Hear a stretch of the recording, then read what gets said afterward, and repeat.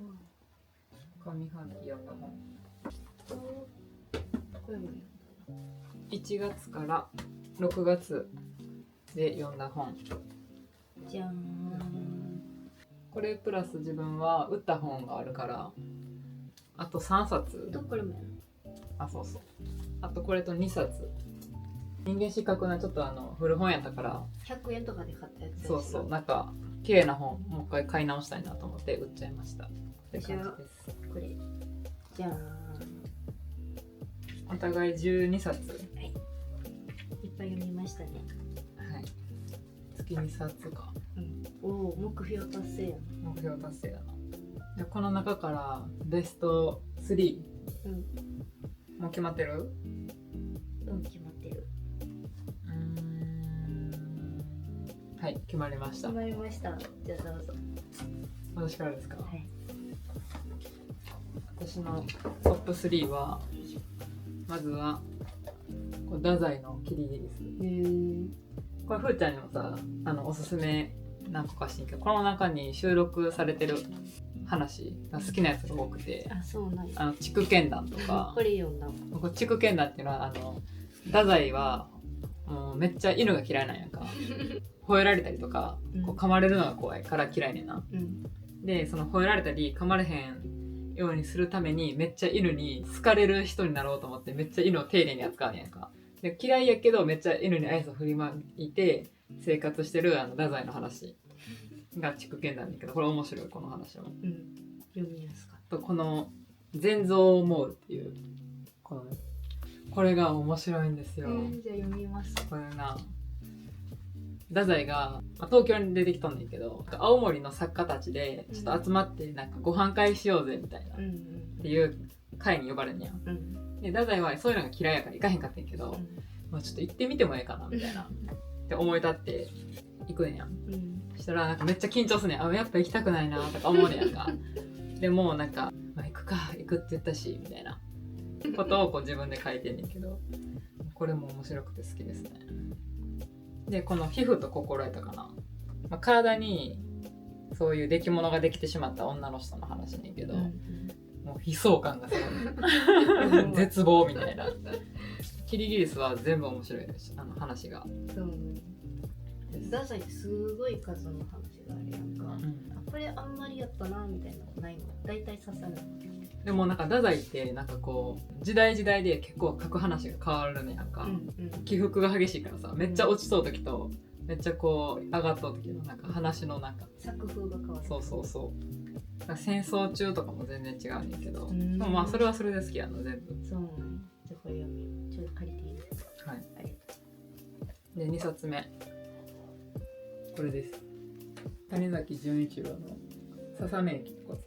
そうなんや。へえ。これもね面白いんですよ。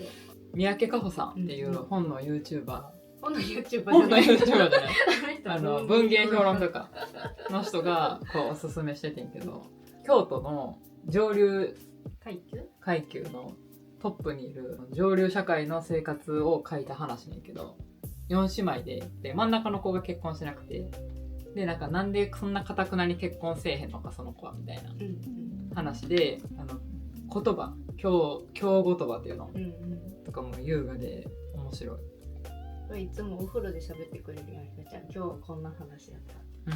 それ聞くのが結構楽しみ。なんかこの2番目のお姉ちゃんが走ってなんか電話ボックスまで行って電話してまた走って帰ってくるみたいなことをすごい綺麗な言葉で書かれてる本です。これすごいよね。なんかほんまに京都のなんていうの、何々しはるとかめっちゃ出てくるよ。京言葉が面白い。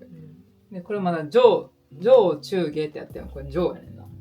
で中買ってんけどまだ読めてないっていう。そうなんや。はい。でもこれ面白いねんな。結構サクサク読める。難しそうやな。難しそうやけど結構読みやすい。なんか感情移入しちゃう。なんか自分も4人兄弟のさ3番目結婚してへんからさ、ちょっと感情移入しちゃう。はい。で最後はこちらです。これはお姉ちゃんにおすすめされた。あんましこういうの読まへんねんけど自分。ホラーやな。ホラー小説。沢村一さんの。なんかホラーも読んでみようかなと思った一冊やった。どこまで言っていいか分からへん。今ちょっと調べて読んでみてください。ホラー好きの人ちょっと面白いよな。面白かった。まあ、好き嫌いあるかもやけどな。どうかな。まあでも面白いか、っていう私の3冊でした。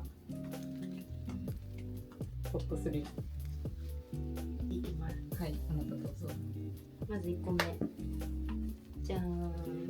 おお、香りさん。生国香織さんのキラキラ光る。これはなんか今までこういうのってほんまに読んだことなくて、なんやろ、好きなんてミステリーとか起承転結がはっきりする話が好きやったんよ、けどなんかそうじゃない日常系のお話で初めてなんかもう止まらへんかった。面白いってなって読んだ。でもふーちゃん一回これ挫折してるよな。これはしないんか。エクニさん何冊か途中でやめてる。読みやすかったんや。この辺にあるわ。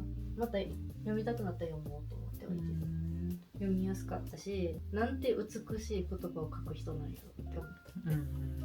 いいよそれ、これなんかちょっとあれよな、ゲイの男の子こうやって出てくるよな。自分も読んだけど結構好き。これいいです。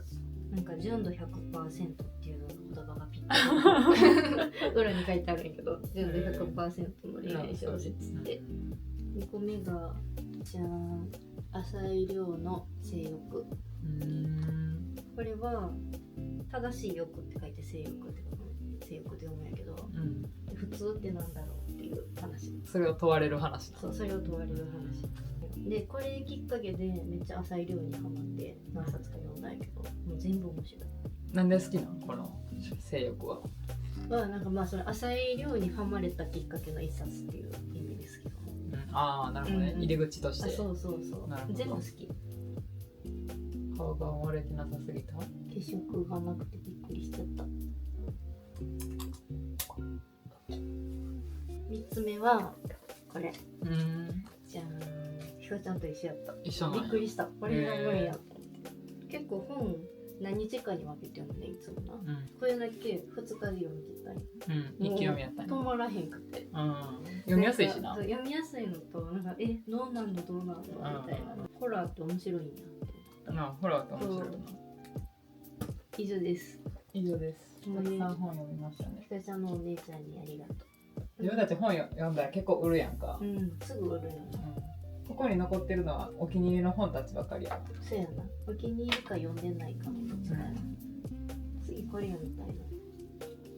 夏を感じる。これ、三宅佳穂さんが夏を感じる一冊って言ってたから気になって。これもちょっとホラーらしいで。自分はこれが気になってる。私を話さないで。これドラマにもなってたけど。数おいしい。これ読んでからドラえもんにハマった。ハマってるね。なんか衝撃やった本ってある？衝撃で言ったらこれかも。どういう衝撃？なんか美しいって素晴らしい。そういう話っていうかこう作品もあるのかな。そう。なんか純文学を読んだことがなくて、純文学ってこういう感じなんやって思った。ひかちゃん純文学ばっかり読めるな。そやな。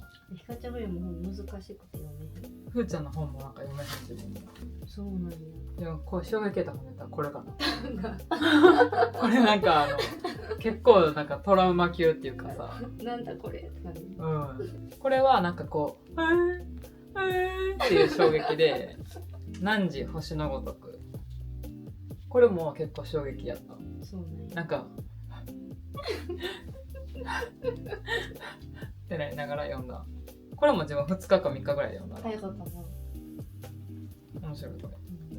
これは高校生に戻った気持ちが。爽やか。何者は表向き就活の話ないけど、ほんまに伝えたいことは就活の話じゃなくて、そういう感じのお話ねだった。っていう感じです。みんなのおすすめも教えてください。教えてください。